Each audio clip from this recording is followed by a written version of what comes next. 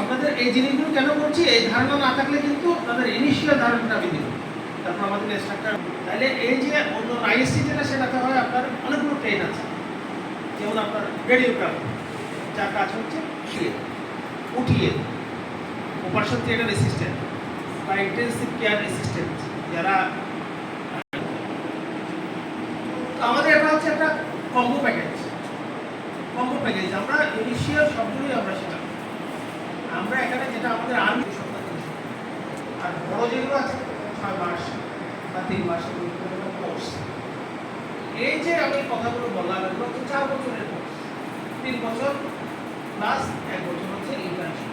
তাই তো আপনারা তো জানেনই, ম্যাথস বলেন, নার্সিং বলেন, আমরা ডিজাইন করে আমাদের যারা এই বিষয়ে এক্সপার্ট, বিশেষ করে আমাদের যে গাইডলাইন আছে, তারপর অ্যাবসলিউট যে গাইডিং করে